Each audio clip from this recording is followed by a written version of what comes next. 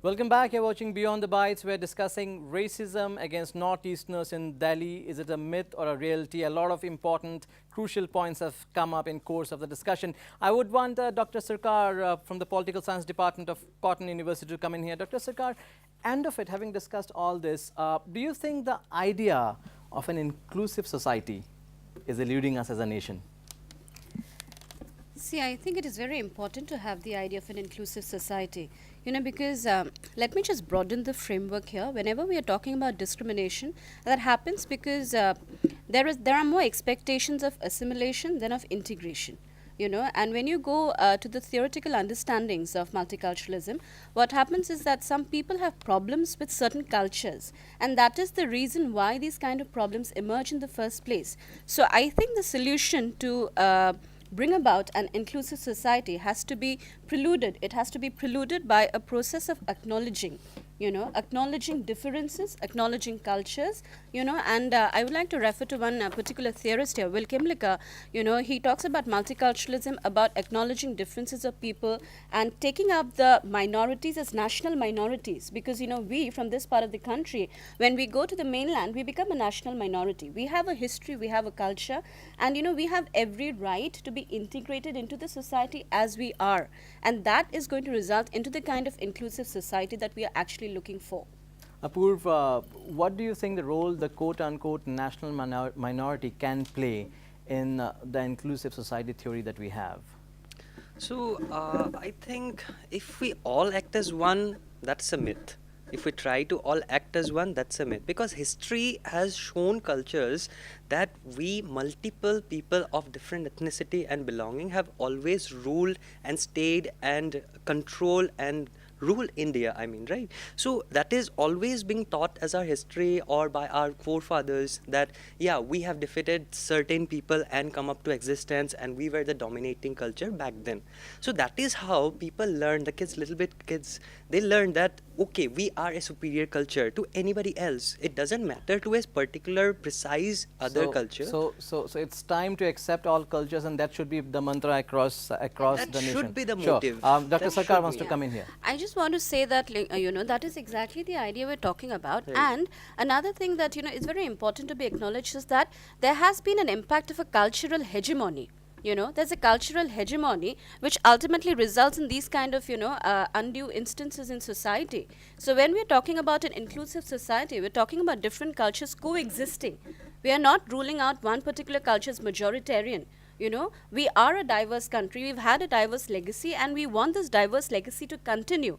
And that is why, no kind of cultural hegemony should be acknowledged, be it Assam, in case of the non-Assamese people, or it be Delhi or any other part of India. So cultural hegemony cannot sustain. So, Add on to it. yes. And let us not forget the India that we are living today is the integrated India that we are living today is not a very old India. It's only in 1947 that the idea of India has come about.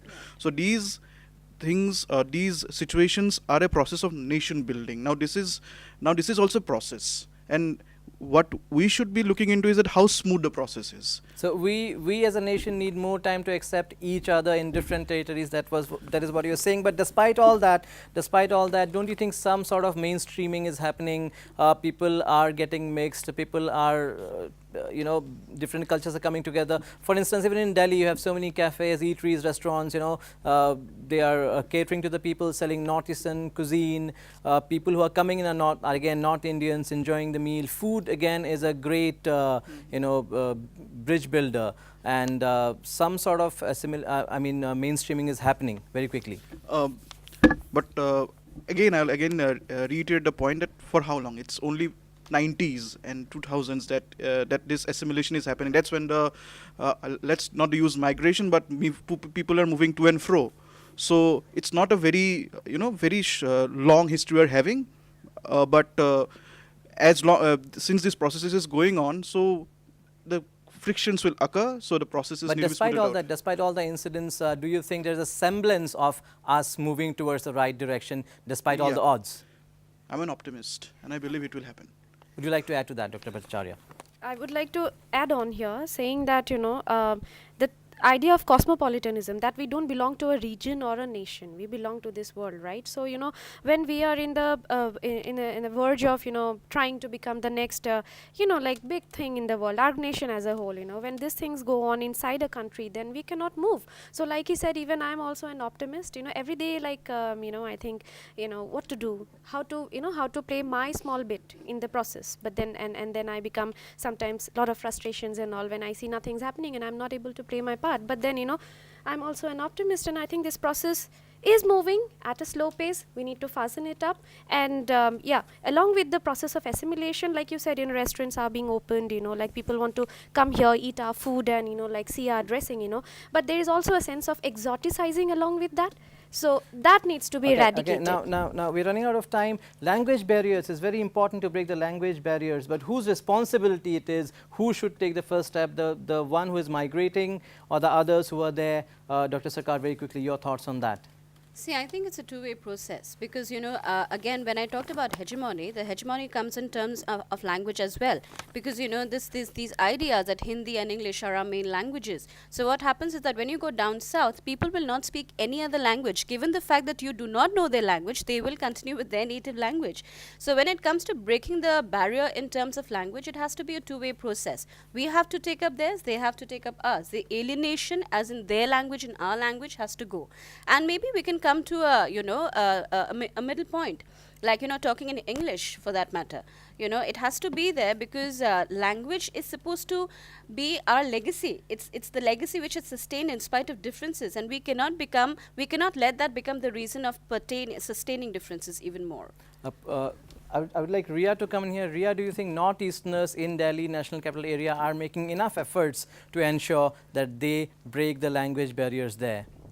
To some extent, yes, but then people have different opinions when it comes to the language, and I myself I have faced this one of these instances where I was talking to one of my friends in Assamese, and the other friend, she's I guess she was from UP, and she was laughing at me because when I was using those words, she was like, what are you even saying? I'm not understanding anything.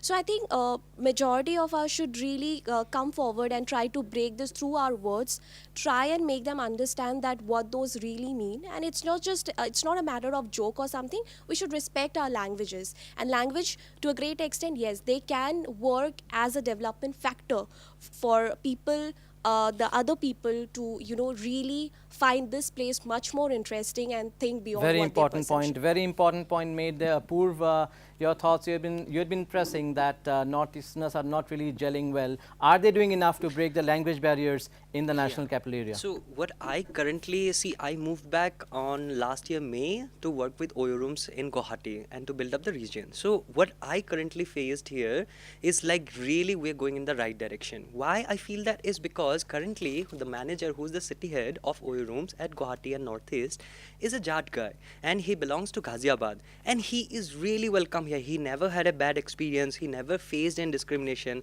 So I believe that the first step that anybody should take is well taken by Assam and Northeast, and we are doing the right thing by opening up to diversity and cultures, by opening different eateries, different cultures of bars and places, and every other place. Now if it's all like a ripple effect, now if he comes here, stays and goes back to a major state and he stays there, no, it's all cool in Assam and Northeast. You can go there, you can work there. So we'll have progress so much faster. Yes, so opening up to diversity should be the mantra that can solve a lot of these problems. Last words, we are running out of time from all our panelists. Well, it is certain now that we have a problem at hand, and we can either try to solve it or sit on it. Solving it is the way forward. Just very quickly, in two sentences, what should be done, what should be the way forward to bridge the gap between the Northeast and the mainland, so that never again is a Northeasterner killed or attacked in the mainland, or the similar thing happens to a mainlander, if I can use that word again, in the Northeast? First let us accept each other as Indians, number one. Then number two, it's where the government has to intervene. They have to take steps. And third, I would say it's let us really have dialogues. Let us really communicate. If we do these three things, then I think we are taking a step forward. Dr. Bhattacharya, your thoughts on that? right now where I'm standing, the program that you are running, I think, like you said, we should have more and more dialogues. So I think, on a national podium, on a national platform, this kind of dialogue should happen. This is just what I was thinking before he said. And yes, and like we need to think ourselves as Indians again, like he said. And I would like to again press on the point that cosmopolitanism, don't just consider, we also have, like, here I support you that we shouldn't just, we also have a responsibility towards the mainland India. Okay, so let us get out of this regionalism, then nationalism, and then go to like a Collective worldview. responsibility, Yes. Dr. Sarkar. I have two basic points. Firstly, I just think that subnational identity should not dominate over national identities, be it in the case of us Ahomias or be it in the case of people from Delhi and other parts of India. And second point I would like to make is that I think we should reach for, the salad bowl model rather than the melting pot model. So, taking into account our distinct identities and being a part of a major whole is absolutely possible. And I think that is the approach we should have in this part of the country and in other parts of the country as well. A nation within the nation. Apurv, last words from you very quickly. We're running out of time. Sure. So, I think the tourism and hospitality industry should open up to more people, like welcoming to our place, seeing it more, understanding more, taking big things more, which are good and helpful things. So in the words of Bob Marley, I would like to quote that what he opens up to everybody and says, one love, one life, let's get together, make it all right. Great thoughts there from you, Apurv. Well, despite all the problems, all the odds, there's always a ray of hope. There's always light at the end of the tunnel. We would like to end this discussion on this note. Today, we thank all our panelists and the audience for joining us and taking part in this discussion. Keep watching Beyond the Bias. We'll come back next week with another topic. Till then, stay well, stay safe.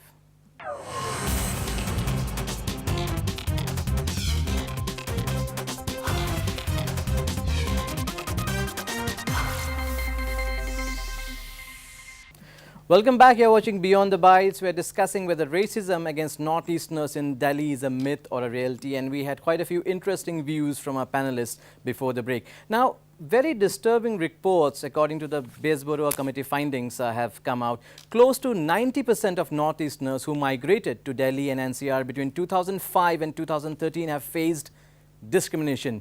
This is alarming. This is alarming, Mr. Talukdar. Close to 2 lakh, over close to 3 lakh people have migrated, and if close to 90% of them, 84% to be precise, say that we have faced discrimination, isn't something wrong? There is wrong. There is obviously a big issue here, because I'll take the point of view at what she has taken, is that there is a basic knowledge gap. There is a basic gap of understanding of the mainland India. I'm using the term mainland India here, and which is the left of the chicken neck and the right of the chicken neck. So when from the very beginning there is an issue, because they don't know what Northeast is all about, and and when the people from here, now let's face it, when has this migration really started? It is very late, in the late 90s and everything, and there's a huge influx. And once this influx has happened, they have to accommodate us. They don't know anything about us. Then what do? Their reactions are very hostile, and when this hostility has arisen, the policy has to change. Now, Baysborough Committee is only a step towards it. Now, what is needed is something to really do concrete about it, really go deep into the roots of this problem, and then take certain steps to make sure that this does not happen again. So, Dr. Bhattacharya, do you think just because there is a migration, hostility is justified? No, absolutely not. Not at all. Not at all. Not at all. It's not, because you see, it's one country, right? After all, that we are, and I just have reservations against using the word migration also, because it's like I'm just moving in my own country. So we would definitely, I don't think, have that kind of reservations when they come to our part. So, and I personally don't prefer using these two terms, like they, them, and us, but which is a very important part in anthropological studies. But then this is what I think different, people from different spheres, whether I'm from literature or anthropology or sociology, instead of just proposing theories and making committees, we should go into the field and actually try to educate people. Apurv, I'd like Apurv to come in here. You just said that people from the region are perhaps not gelling well enough with the people from mainland, quote unquote. Of course, here we are discussing New Delhi and the national capital area in particular. But Right. when you have a figure like close to 90% of all those who have moved to the area, which comes to lakhs, have faced discrimination, have faced some kind of hostility, do you think they still would have the courage and the willingness to try and gel up? No, definitely not. And I'm not against that we did not try, or some people may not have tried to gel up. Maybe they have, and because they face some discrimination, some differentiation, maybe because of that they stayed back, they stayed aloof, and they did not want to gel up with the rest of the crowd. That's completely true, and I agree. But it's also that sometimes we suppose, if we counter it back and look back on ourselves, do we think that we Northeasterners treat everybody equally? That can be equally like debated, right? So if it's not like we are the only guys who are facing discrimination, everybody does. Are Marwadis treated equally here? I'm sure. I think we're not. We'll come back to a lot of that. Dr. Sarkar, do you think campuses, I'm just coming back to that point once again, because most of the people going out from the Northeast to the Delhi National Capital Region are students. Campuses have much bigger role to play in this issue than they're doing right now, very quickly. Yes, yes. I agree because, given the fact that these are places of higher education, given the fact that they are places of higher education, they should have better infrastructure, better awareness programs, and, better policies for the assimilation of students. Why should there be a gap or a distinction against a certain section of people from a particular part of the same country? That is my problem. And, like I already emphasized, these places are not just random offices or workplaces. These are places of higher education which will, produce the generations which will guide the future generations. And if we have such kind of prejudices which are, emerging out of such spaces, I think it is a very, very serious concern for our societies, because these are the hubs of intellectualism, these are the hubs of knowledge. And if the people there are behaving like this, I think it's a very, very serious issue. Now let's very quickly have a look at the recommendations made by the Vejbura committee, and if I can just read it out point-wise. It suggested new law against discrimination, fast-track courts and special police squads, interventions in education, of course we have discussed that, social media outreach and legal awareness campaigns, and bonding power of sports. Now, first things first, new law against discrimination. Do you think that is the solution, that helps? In the long term, no, but you need to start somewhere. And see, at least if it is made in a punitive measure, that if you are going to abuse someone based on their looks or their ethnicity, you'll be brought to book. So in the short term, yes, I agree ki we need laws for it, but in the long term, no, that cannot be the solution. India needs the same country. Again, coming to fast-track courts and special police squads, we already have a dedicated 24/7 police unit of the Delhi police dedicated to complaints of the Northeasterners. You are still in Delhi. Do you think that is helping, that has helped? Yeah, it is helping. I guess a few days back, I think some issue happened in Munirika region, which is near JNU, and they simply tweeted, or they simply wrote it up in the Facebook, and there was a very quick response. And there's also one thing that since a dedicated squad is there, a sense of security is also there within the people themselves. Now it's working both ways. Now the other side is before doing something, they will think once, and also there's a sense of security. Okay, yeah, if something happens, there is a listening ear to us who knows us culturally. Because see, India and the police force with the other the localites, they might not empathize or sympathize with you. So you need somebody who is from your cultural background to understand. So that is I think that's working well. Now coming to the next point, interventions in education, Dr. Bhattacharya, do you think enough is being done to ensure that there is more information about Northeast in our syllabus, in the NCERT textbooks, and not just in the region but across the country? No. Or do you see anything happening in, if that may be the correct way to put it, in that regard? First thing, the correct level of intervention has not been done. When I was in class 2 in my Hindi NCERT book, I remember they had a sentence that Assam ke गाय की सींग नहीं होती है. Okay, we don't have horns. So from there, I have come to a position where, a friend asked me a couple of years back, like, what currency do you use in the Northeast? Okay, so that is something, unacceptable. So enough has not been done, and yeah, it needs to be done. I think, like I said in my, last part of the program, the previous part of the program, I said that, only making committees will not work. So committees, will give out the things on paper. We need to bring that paper to the society, and like he said that, we have to begin somewhere. We have begun. That is technical, okay, making laws. That is technical. That will be forced on people. The biological part we need to do. That is, like cultural transmission, the theory of cultural transmission that is there in sociology and anthropology and such. That, like the knowledge that is passed on from generation to generation.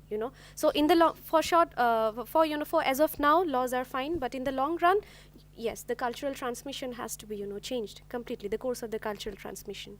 Okay, so enough is of course not being done as far as intervention through education is concerned. Apurv, social media, is it doing more harm than good in this particular case?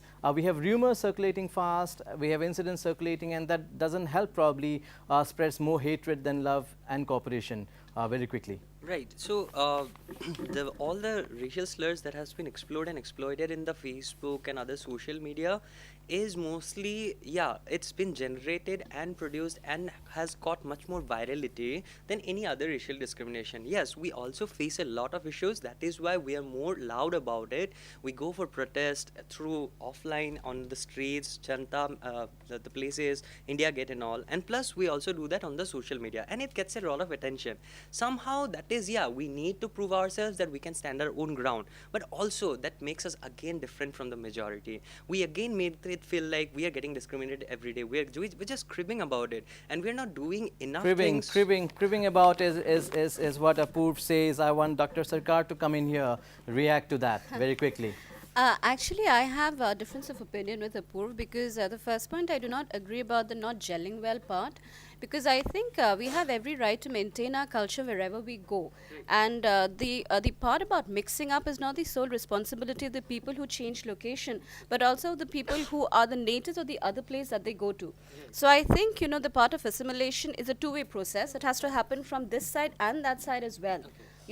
And as far as not mixing up, what happens is that when you go to a new place, your identity becomes a minority identity, because that is not your native place. So you feel the need to maintain association with the people from your native place, and that does not mean that we are not attempting to gel well. All right, that just means that we want acknowledgement from the larger section, the majority, quote unquote, so that we can become a part of the entire society, and then maybe the words majority and minorities can be ceased to be used. So mixing up is of course mutual. I want Ria to come in here and share your thoughts. Mixing up is mutual. It's the majority's responsibility, what Dr. Sarkar says here, to reach out to the people from the region who are migrating. Quickly, your thoughts on that. I absolutely agree with her, what she said. I think, see, the first thing which happened when you move out of your state, there are a lot of apprehensions, a lot of inhibitions to, like how the other person will perceive me, like what what opinion he or she will have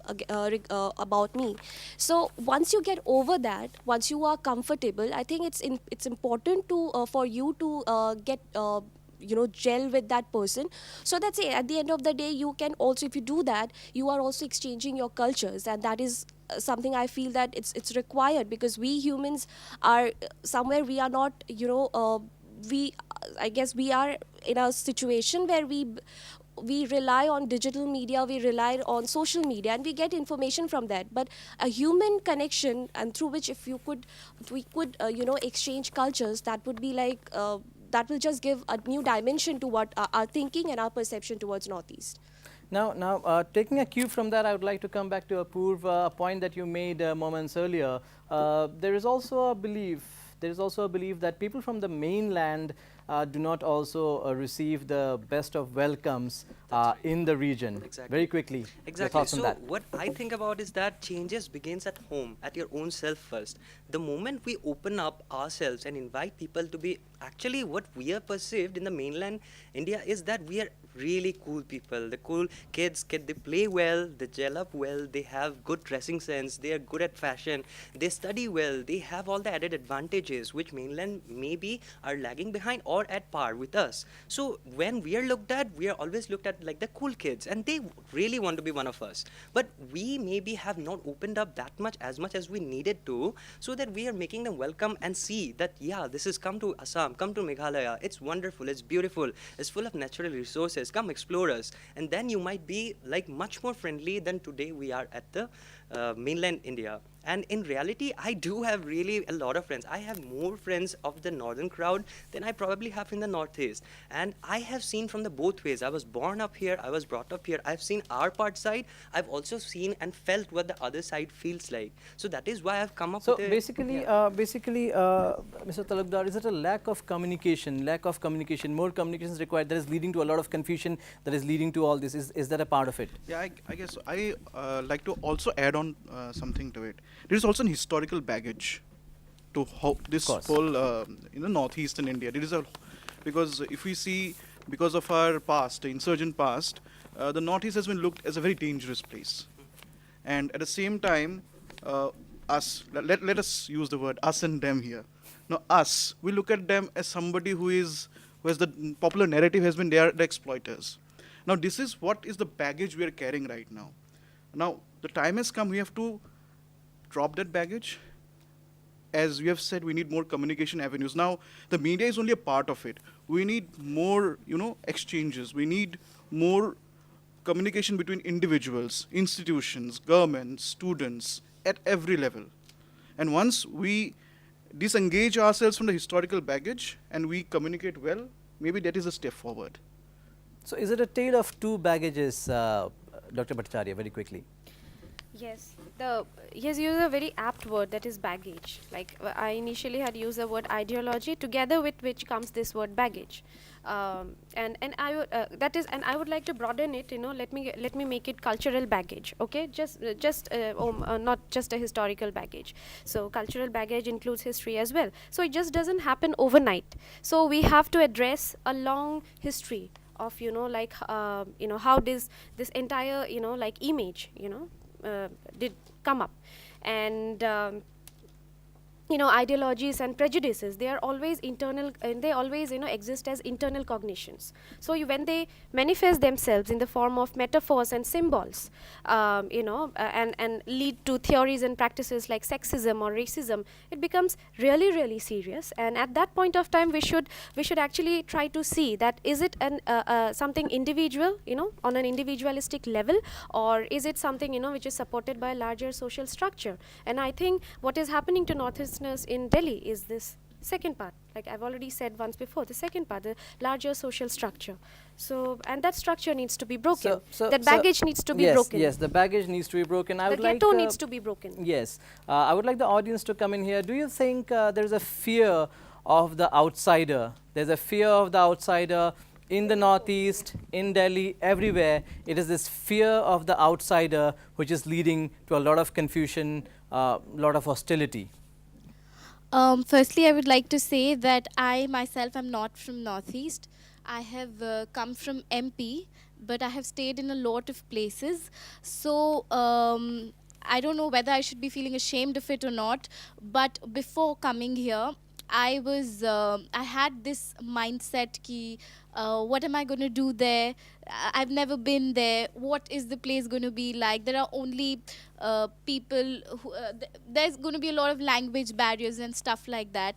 But when I came here, I saw that Guwahati is actually a developed city. It's as good as my hometown. And I was shocked. Or maybe even better. Or maybe even better. Even better. Exactly. That's even better. And I was shocked. And the amount of exposure that we're getting with so many events happening, with so many people, celebrities, they're coming, they're posting on social media, people are acknowledging Guwahati. Before coming here, I saw these survey videos where people would be randomly asked, what is the capital of this state, where does Northeast lie, and people were not able to answer it. And at that point of time, it pinched me somewhere as to why even I do not know it. And now that I'm here, my friends come here, they're like, we really want to go to Shillong, we see your pictures here and there. And I'm like, yes, you should come. It's just not about jungles and people, isolated land. It's more than that. So more people to people contact is what is much needed. We'll take a short break at this moment. Don't go anywhere. Much more on the other side.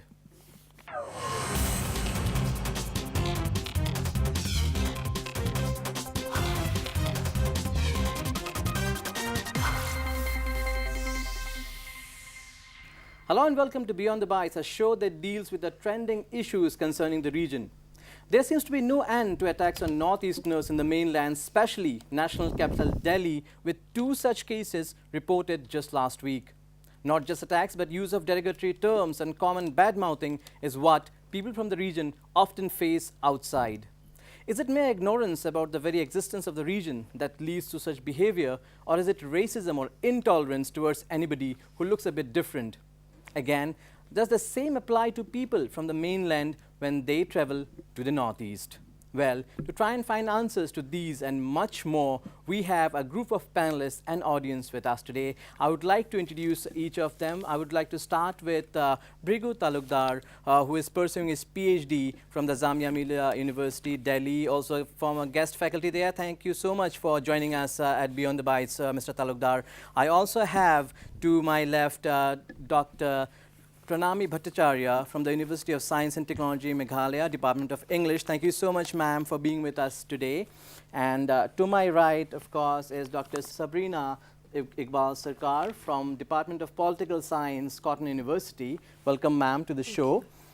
And of course, I have with me Apurv Nath, somebody who has studied and worked in Delhi to share his experience on the issue. And we are also joined by somebody from Delhi, Riya Nath, who had also studied in Delhi to share her experience on the topics. And least to mention the audience, a very select group of audience that we have here today to take part and give their views, important views rather, on this topic. Coming back, I would like to start with you, Mr. Talukdar, since you are still in Jamia Millia and you have the ground zero experience. Is discrimination, if I can use that term, against the people from Northeast a reality in Delhi? Well, in a word, it's true. Discrimination is there, and more than that, it's discrimination is based on how you look. It's there. It's so since I don't look like I don't have the features, the Mongoloid features, so I might pass away. I can get by. It's not a big deal. But if you look, if you have Mongoloid features, the derogatory term is chinky is used, which by the way has been like now that term has been put as a word. If you use against northeasterners, you'll be put to jail. So that is the law of the land is there. So discrimination is a reality, and it's mostly based on number one. It starts from the looks, then it moves to your culture. Like our food habits don't match in some ways. So basically discrimination is a reality basically on ethnicity. Yeah. Is the main reason. I would like Dr. Bhattacharya to come in here. As Mr. Talukdar just said, what do you think are the basic causes, because you have been somebody who has been traveling to and fro to Delhi often. What do you think are the basic causes of, so to say, discrimination against Northeasterners in the National Capital Region and Delhi? Okay. See, discrimination or prejudices is something, which let's accept that, everyone is born with, some, like if not born, at least, as we grow up, we tend to gather one or the other kind of ideology to look at the world. Okay, so no one is free from an ideology. Now, when concerning Northeasterners, the situation that we face in Delhi, like he said, similar is my condition. That when I go there, since I don't have the typical, Mongoloid features, so first they think that, like I'm from, like the mainland India, and then when they talk to me, they get to know my title and that I'm from Assam, the thing changes. I had to face a small little thing in JNU, the premier educational institution of the country, a similar thing there, which I think I'll relate later on as we come to anecdotes. So like he said, features is one thing. Second is what I believe, which this MP Besbora committee, which, in 2014, which had given, actually, found out that, Delhi tops the list of, like cities which deal with racism. The most important thing they said is that, our our proficiency in English, which leads us to, like bag more job opportunities, which renders local people, jobless at times. Okay, okay. So that is another important thing which I feel. Dr. Iqbal, apart from ethnicity, probably taking away jobs of the local people there is probably another reason for the discrimination, is what she said. Your thoughts on that? See, having someone who stayed in Delhi and studied in Delhi, I feel, of course, I'd like to begin with one statement that it's not the entire population, but there are some pockets of population who are particularly quote unquote racist, if we may say. So I think, there's a very deep problem of us versus they. There's a deep entrenching of the us versus they in the psyche of the people from the other parts of India. So the moment you speak about, you being from Assam, not only from Delhi, but even from other parts of India, they will be like, oh, it's so far, itni dur hai, things like that. When the funny part is that we are very much a part of the Indian mainland. And here I would just like to bring in the analogy of the quote unquote chicken's neck, very, very cliched term that we are connected to the rest of the Indian mainland with the chicken's neck. So what happens is that this kind of alienation which manifests at the level of the people, at the level of the civil society, which goes on to manifest in more severe forms like racism, what is happening in the present day. So I think this is one of the very, very prominent and dominating reasons why such kind of differences persist. Apurva, share your experience. You have also studied and worked in Delhi. Share your experience. Do you think there is a certain discrimination against the people of the Northeast? I want to know it from you, since you have been there recently and you have studied there. I want to know your thoughts on that. Right. So, racism is something like which begins at home probably. I didn't feel personally any kind of racist or any behavior towards me. I've like lived in several different states. Like I've stayed in Delhi, I've stayed in Hyderabad, I've stayed in Bangalore. But I have seen other people facing those similar situations. Probably because of their looks or something else, or maybe the localites. They just want to believe that they are the majority and we other people should listen and understand what they want and how their cultures are to be followed. Now, for example, if an outsider, let's say any example, not Northeastern in particular, but they come to their state and diversify their way of living and they change it and they show it to the local crowd that this is what we do, this is how we come from, we are going to stay this way, irrespective of how your culture is. We don't have respect towards other culture, then definitely we'll get a slam back on our face as well. So that's what I believe, like it all depends from home, it always depends on the locality where you have been to, how you're pertaining, how your lifestyle is, how adaptable you are to the environment, right? So that's what I believe. And it's not about the faces or the things, other features that Oriental features or Mongoloid features would bring it out. It's just the matter of lifestyle. If you adapt to them, if you live like a normal culture, same culture, the authenticity place, then probably you would be receiving the same behavior. Okay, yeah, some mishappenings might be happening. That is everywhere. That is not just in India, that is everywhere. I think the America is known for that culture which already has been going on. But we also have developed a sense of racism towards different ethnicity because probably we are not aware of where Northeast comes from, what they are good at, because we don't educate the people of the mainland stream about the Northeast people and what achievements they have been. So basically adaptability Right. is the key, is what Apurva is trying to say. I would like Ria to come in here. Ria, share some of your experiences of where you felt discriminated against, if at all, in the national capital NCR region for being from the Northeast, which is little known. Alright, so first of all, I never faced any discrimination, but yes, I got to hear a lot of things from my fellow colleagues. First of all, that one question that they asked me, like, we want to travel to Northeast, do we need passport for that? Then there are questions, abhi bhi wahan pe jungle hai kya? Is it still shrouded with jungles and animals?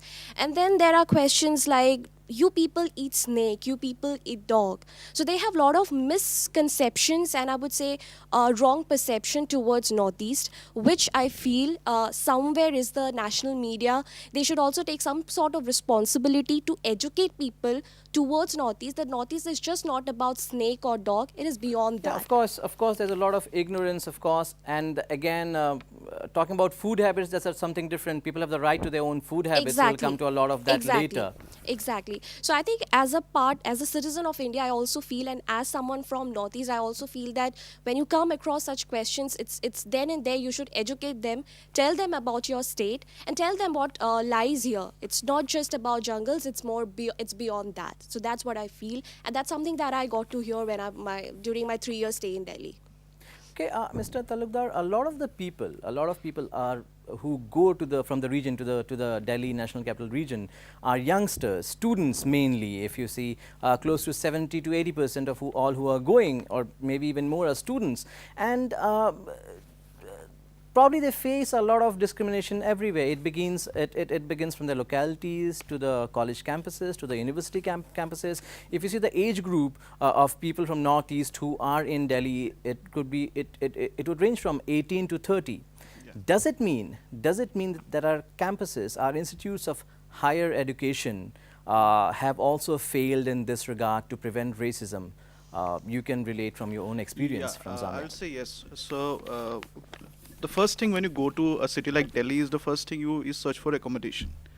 And Delhi universities or colleges have very few hostels. Anybody who's lived there will understand. So you go for rented houses. You are not given. It's very difficult for students to really get good rented accommodations, and they will even try to curb your food habits. That you don't eat this, you don't eat that. The food habits come into the play. And educational institutions also, I would say the situation has been better right now. I think last year, in fact, we had now have exchange programs. In fact, there was a whole bunch of people in a full train who was brought to Northeast. So steps are being taken, but it's only now this is where the problem lies. Now your education institutions, you expect a certain level of accommodation, and also there are steps being taken. But what about the people who are not part of the educational system or the community, educational community, who are just outside outskirts, where you want to take a rented accommodation, where you want to stay? Of course, of course. That's the issue lies. Yeah, that is a bigger issue. What I'm trying to say is that as a student, somebody spends close to 6 to 8 hours or more in the institute. So should not the institutes ensure those 8 hours these students, these youngsters from Northeast are spending on the campus, there should be no discrimination, there should be no racism, nothing should be reported. Can the institutes come forward and take that responsibility? They should. I would go. I don't know, push a bit. That there should be special sensitization programs.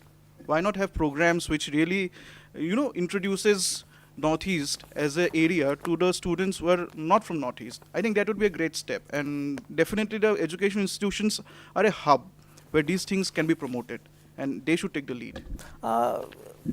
Dr. Bhattacharya, you have been somebody who has faced, this sort of problem, probably in Delhi, I came to know. Do you think all this is, institutes talking about sensitization programs and all that, these are all just, theories that have come up with? Practically, a lot needs to be done. Practically, it's a lot is wanting. Exactly. You see, only introducing things about the Northeast, letting people know about the Northeast in higher educational institution is not the end. I think NCERT books in this case, the CBSE curriculum that is followed all over the India. Even I was like a CBSE student. Okay, until and unless I came to my graduation, where I had that Edward Gates History of Assam book in my hand.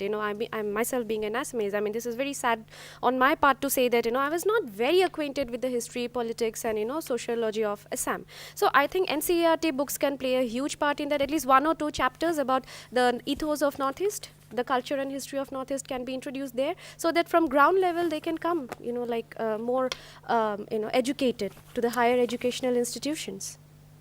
Yeah, I would like Dr. Sarkar to come in here. Again, the same question. Do you think the youngsters from the region also face discrimination in the campuses? That is where they are primarily going. They are primarily going for jobs and education, education being one of the major sectors. Right. Do you think they are facing discrimination in the institutes, which is a very serious thing to worry about if that is at all the case? Somebody who has been associated with Delhi for long, your views on that? See, first thing I would like to say that there are manifestations of discrimination on campus, But having said that, I would like to, bring in nuance into that, because the discrimination is not quote unquote discrimination per se. So I would just like to narrate a very small instance. When I was in the college, I was in LSR. So I was staying in the hostel, and every time I and my friend would converse in Assamese, we would somehow be ridiculed, or there would be comments passed, though it was not discrimination and it was in humor, I have to add that. But what happens is that this humor later on, it takes a more serious manifestation, which becomes discrimination. And I think a very serious reason for this is that there's a homogenization about the entire northeastern region, that we are one and the same. And that is why, what Ria said about the eating habits and stuff like that, because whenever we are talking about the northeast, the people do not even have the idea of the number of states that comprise this region, which is very surprising, and they will have there are these surveys on Facebook which are doing its rounds now, and they have people going out in the streets and asking what is the capital of Arunachal, and somebody will say Aizawl, things like that. So I think one way in which we can go about in eliminating, or at least start the elimination of the differences between us, is by promoting a process of assimilation, because we need quote unquote mainland India to take us, as a part of mainland India, because we are mainland India, Of course. Apurva, do you think being different, looking different is still a crime in the national capital? No, it's not at all a crime. How can it be a crime? I mean, we didn't choose to be born this way, right? We just evolved from different monkeys, what I believe is. So if the Darwin theory was correct, so every places had different cultures of monkeys, and we evolved through that. So maybe we were having a different look. But some people, yeah, they do face some racial slurs or slangs because of certain reasons. Like, we also have we also believe that we should stay among ourselves. We don't gel up with the national crowd. Majority.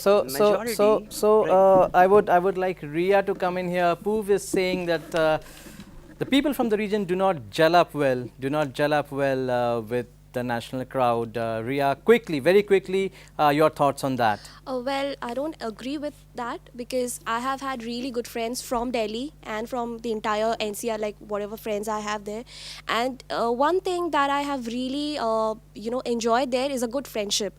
And I don't know, it has nothing to do with me coming from Northeast and all that, but I think it's about how you try to connect with the other person. It's the connection that you have. Okay. We'll discuss about a lot more on that, but a short break now, very quickly.